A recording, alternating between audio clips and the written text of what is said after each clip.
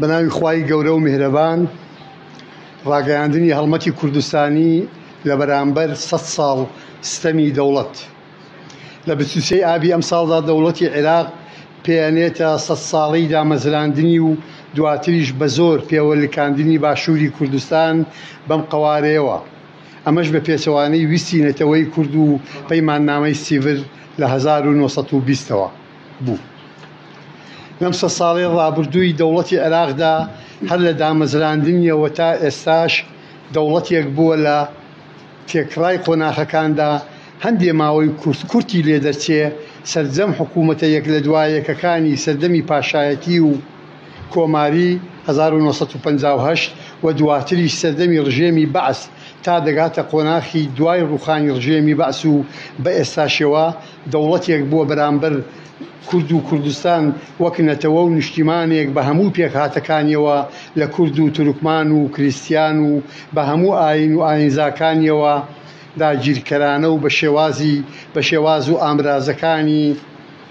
جۆراوجۆری تند و دژوار و نەرمی داگیرکردن ڕەفتاری کردووە.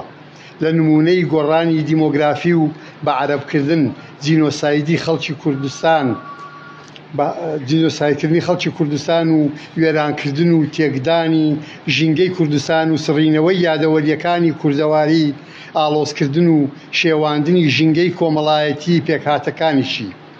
کە بە زۆری دەرکردنی جوولەکەکانی کوردستان و دەست بەسەراگرتنی مڵک و ماڵ و شوێنەوارەکانیان یەکێکی ترە لە تاوانەکانی ئەم دەوڵەتە، وەک چۆن تێکدان و گواستنەوەی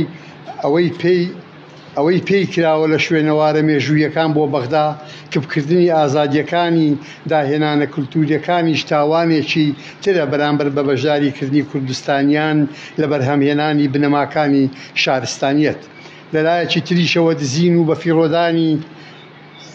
بەفیرۆدان و بەکارهێنانی سامانی ژێرزەوی و سەرزەوی کوردستان لە شەڕی وێرانکاریەکانیدا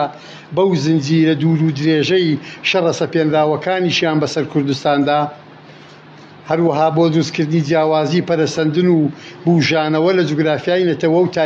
تایفەیەکی مەزهەبیدا خەرج کراوە. ئەو جیاوازی دروستکردنەش بۆ ئەوە بووە کە لە عێراقدا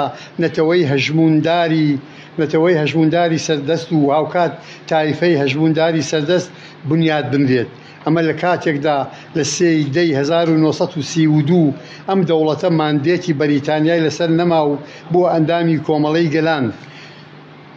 بە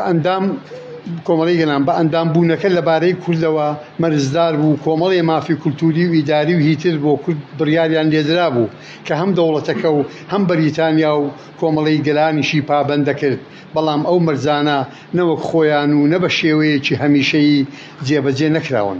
خەڵکی کوردستان بە تاک و بەکۆ و بەگشتنەتەوە و ئاین و پێکهاتەکانیەوە لەم 100 ساڵەدا زیانی معنەوی و مادی زۆر و کاریگەر بەریەکەیەکیان نەوەیەک لە دوای یەکەکانی کەوتووە و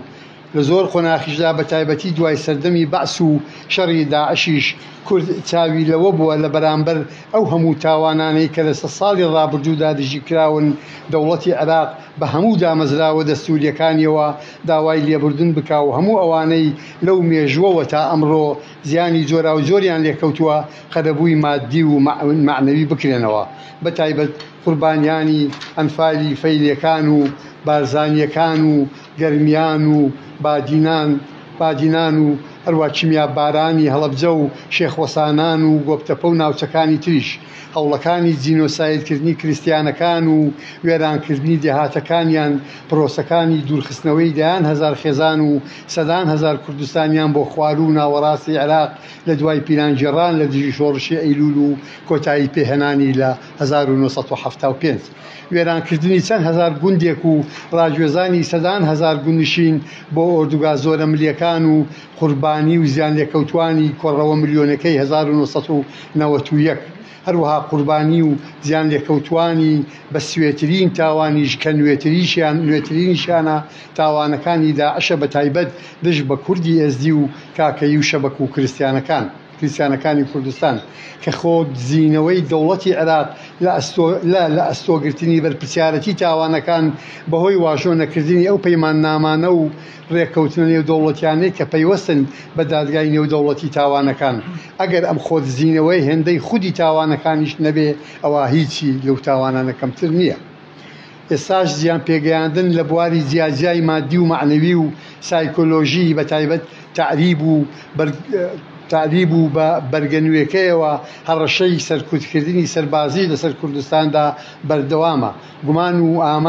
ئاماژەی زۆر ڕوون هەن کە لەگەڵ بەهێزکردنەوەی سەربازی و ئەمنی و بگرە ئابووری دەوڵەتی عێراقدا تاوانەکانی دژ بە کورد کە دەوڵەتی عێراقیان پێ ئەناسرێتەوە چەند جاری تریش ڕوو بدەنەوە. یەکێک لە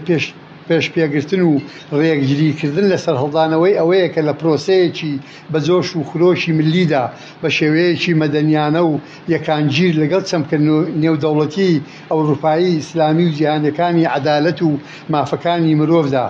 ئەم دەوڵەتە ناچار بکرێت مل بدات بە قەرەبووکردنەوەی مادی و معنەوی یەکەیەکەی خەڵکی کوردستان بەتایبەت ئەوانەی ئامادەی هەوڵدانن بۆ دەستهێنانی قەرەبووکردنەوەیان لەلایەن ئەو دەوڵەتەوە.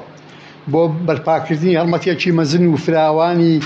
فراوانی لەو شێوەیەدا وەک دەستپێک و دەستپێشخەریەک کۆمەڵێک لە کوردستانیان کە لە دامێنی ئەم ڕاگەیاندنەدا ناویان هاتووە و لە دەرەوەی ئایدۆلۆژیا حزب چین ئاین و مەزهەب جوگرافیا و ڕەگەزدا لە ڕۆژی 23 ئابی 2021 پشت ئەستور بە هەموو خەڵکی کوردستان هەڵمەتێکی کوردستانی دەست پێ دەکرێت. لێرەدا پێویستە ڕاستیەکی گرنگ و بنەڕەتیش ڕوون بکەینەوە کە ئەم هەڵمەتە بابەتێکە ڕەهەندێکی حقوقیە و دوور و نزیک ڕاستەوخۆ و ناڕاستەوخۆ ئەلتەرناتیڤی استراتیژی کوردایەتی نییە لە مافی چارەنووس و سەربەخۆییدا. هێڵە گشتیەکانی هەڵمەتەکە و شێوە و ناوەڕۆکی بەم شێوەیە بێت. هەڵمەتی تاک بەتاچی خەڵکی کوردستان دەبێت بە هەموو نەتەوە و ئاین و ئاینزاکانیەوە لە هەموو سین و توێژ و شار و شارۆچکە و لادەکانی کوردستانەوە. ئامانجەکەی قەرەبووکردنەوەی مادی و معنەوی خەڵکی کوردستانە کە لە 100 ساڵی ڕابردوودا هەموو نەوەکانی زیانی مادی و معنەویان پێکەوتووە و پێشکەوتن و پەرەسەندنی مرۆیی و ئابووری و سیاسی و کولتوری کوردستانی دواخستووە و شێواندووە. ئەم هەڵمەتە بزاوتێکی ملی ناحزبی و ناحکومیە، بەڵام پشتیوانی معنەوی لە هەموو دامەزراوە سیاسی و مەدەنیەکانی کۆمەڵگەی کوردستان و کوردانی تاراوگە و ڕێکخراوە نێودەوڵەتی و هەرێمیەکان و کەسایەتە جیهانیەکان وەردەگرێت. سکاڵاکان بەدەر لە جیرروگازەکانی یاسا و دەستوری عێراق و یاسا نێودەوڵەتیەکان ئاراستە هەر سێ دەسەڵاتەکەی دەوڵەتی عێراق دادوەری یاسادانان و جێبەجێکردن دەکرێن. هاوکات لە پێناو گەیاندنی ڕاستیەکانی هەڵمەتەکە و پەیداکردنی پشتیوانی بە شێوەیەکی گونجاو دەسەڵاتی چوارەمی کوردستان بە سۆسیال میدیای خاوەن بەرپرسیارەتیشەوە عێراق و جیهانی لێ ئاگادار دەکرێنەوە و داوای پشتیوانی و بەدەنگەوە هاتنیان لێ دەکرێت. کۆپیەک لە هەر سکاڵایەک بۆ نەتەوە یەکگرتوەکان ڕێکخراوە نێودەوڵەتی و جیهانیەکان و نوێنەرانیان باڵێزخانە و کۆنسڵگەریەکانی وڵاتان دەنێردرێت. هاوکات بۆ دامەزراوەکانی وەک یەکێتی ئەوروپا، پەرلەمانی ئەوروپا، دادگای مافی مرۆڤی ئەوروپی، ڕێکخراوی کۆنگرەی ئیسلامی و کۆمکاری وڵاتانی عەرەب، یەکێتی ئەفریقیا، ڕێکخراوی ئۆراسیا، ئەندامانی هەمیشەی ئەنجومەنی ئاسایش و هیتریش دەنێردرێت. کار و ئەرکی ئەم هەڵمەتە تەنیا لە کاروباری سکاڵاکاندا کورد ناکرێتەوە، بەڵکو بۆ پشتیوانیکردنی ئامانجە سەرەکیەکە چالاکی تری پێویستیش ئەنجام ئەدا.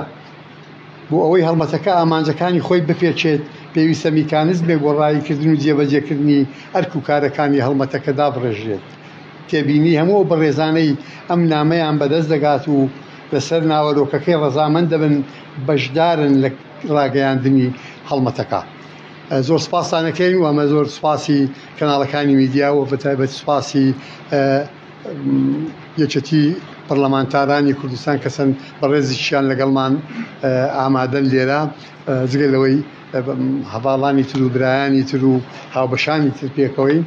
سپاسی هەموو لایەکتانەکەین.